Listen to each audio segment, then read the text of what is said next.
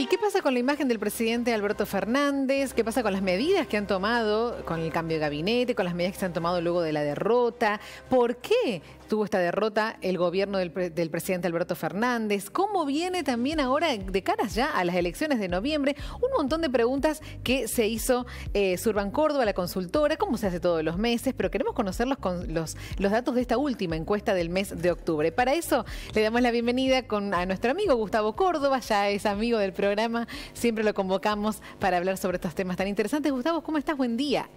Buen día, ¿cómo les va? Un gusto estar con ustedes. Un placer, como siempre. Bueno, y expectantes por conocer estos resultados de esta última encuesta que hicieron. Contame, a ver la imagen del presidente. ¿Cómo está en este momento, Gustavo? Bueno, ha aumentado su imagen negativa tras la derrota. Ha aumentado también el rechazo o la desaprobación a la gestión presidencial. Hay que decir también que las medidas que tomó el nuevo gabinete, por decirlo de alguna manera, en general han sido muy bien recepcionadas, pero me parece que esto no va a alcanzar para revertir la eventual derrota que puede tener el gobierno nacional en las elecciones de noviembre. Me parece que si yo fuera hoy el gobierno, tengo que pelearla, ¿no? Tengo que mejorar un poquito el performance electoral, pero indudablemente debería pensar más bien en el 2023 más que en recuperarme en esta elección.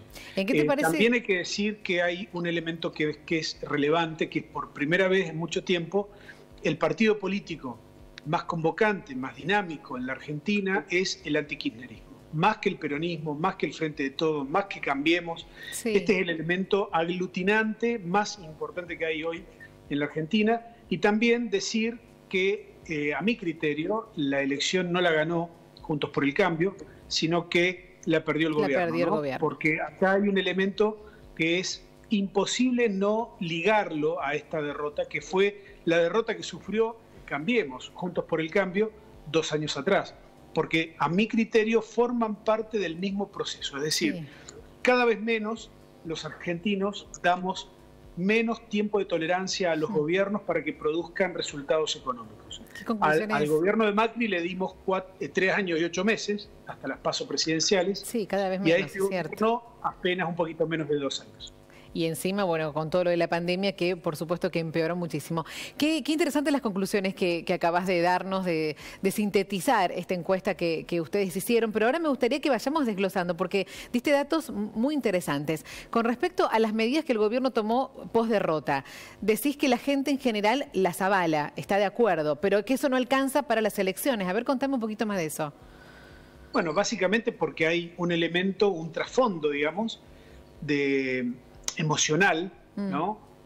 Esto vamos a dar una escala familiar. Cuando hay una pelea en el seno familiar, queda algún tipo de resentimiento hasta que alguna de las partes pide disculpas, ¿no? Ese pedido de disculpas tiene que ser producto de una lectura humilde, de una lectura honesta del problema y eventualmente también tiene que ser honesta la reacción emocional. Creo que eso todavía no lo hemos visto de parte del gobierno, por eso las medidas que toma, si bien son vistas, por ejemplo, ¿quién puede estar en contra de transformar los planes en empleo genuino?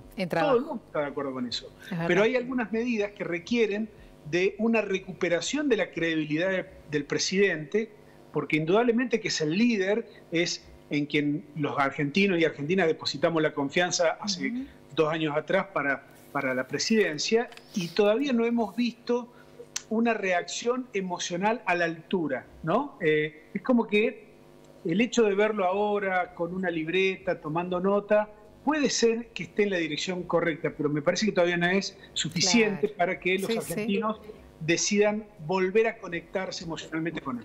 Mira, ahí estamos viendo justamente mientras charlamos con respecto al levantamiento de las restricciones. El 55%, digo, en general, está de acuerdo. Claro, y es un buen punto para el gobierno. El tema es que, a ver, siempre va a quedar atado el resultado electoral a esta decisión, ¿no? Y la falta de explicación, de nuevo, volvemos a esta falta de una gestión comunicacional profesional de parte del gobierno, que lo hemos hablado con ustedes en innumerable cantidad de ocasiones. Digo, acá hay un elemento que el gobierno debiera ser un tanto más pedagógico, no tomar medidas reaccionando, por ejemplo, frente a una derrota electoral. Eso es lo que aspiramos muchos, ¿no? De tener una secuencia de actos de gobierno comunicados de manera pedagógica y que a nadie le quede la menor duda de por qué se toman las decisiones que se toman. De acuerdo a los motivos de la derrota del gobierno, Gustavo, ¿qué respondió la gente? ¿Economía, bueno, seguramente? Hay dos grandes miradas para hacer al respecto. La primera tiene que ver con la población en general, en donde el primer elemento que salta es la gestión económica, ¿no? La política económica del ministro Guzmán y del presidente Fernández como el elemento más relevante o el más importante a la hora de evaluar la derrota. El segundo tiene que ver con que la Argentina en los últimos 10 años no ha crecido en términos económicos y lo único que ha crecido ha sido la pobreza. Entonces, ahí tenemos una primera mirada. La segunda mirada tiene que ver cuando hacemos el filtro de los votantes, ¿no? Los votantes de Macri, presidente en el 2019, creen básicamente que la derrota del gobierno se debió al estilo de Cristina Kirchner, al estilo de Máximo Kirchner y a la política económica. Mientras que los votantes de Alberto, y en esto me parece que es muy interesante, le echan la culpa a la política económica, pero también a los problemas de comunicación que tiene el gobierno. Ay, sí, que lo hemos hablado también en tantas oportunidades. Y en este contexto que estás describiendo, los motivos de la derrota, ¿qué posibilidades reales tiene el gobierno de cambiar ese resultado en noviembre? ¿Hay posibilidades reales? Mínimos, pero, a ver, si el gobierno es inteligente, creo que va a dedicar esfuerzos en tratar de revertir elecciones que puede revertir, por ejemplo, La Pampa, Chubut o alguna otra, en donde se elijan senadores nacionales y la diferencia entre sus votos y los votos de Juntos por el Cambio no han sido demasiado elevadas. O provincias como Buenos Aires, que por la cantidad de diputados nacionales que reparte, puede ser atractivo que el gobierno trate de conseguir un diputado más. Ahora, en el resto del país, yo creo que hay dos grandes cuestiones que han quedado muy claras. La primera, que el peronismo ha dejado de ser el espacio político argentino con el piso electoral más alto. Y lo segundo es que la federalización de la derrota llevó a que el voto opositor hoy esté muy bien posicionado en toda la geografía nacional. ¿Recuerdan ustedes que antes el voto opositor estaba nucleado o referenciado en la zona centro del país, la camiseta de Boca, por ejemplo, ¿no?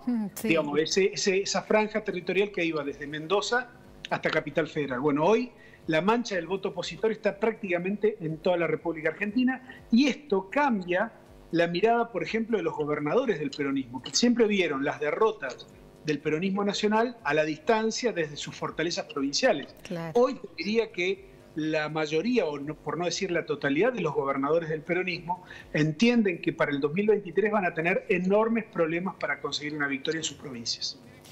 Otro de los puntos que también me gustaría que nos desarrolles, mayor acuerdo entre votantes de Alberto Fernández que de Mauricio Macri. ¿A qué te referís en ese punto y qué votó la gente? A ver, explícanos esa arista.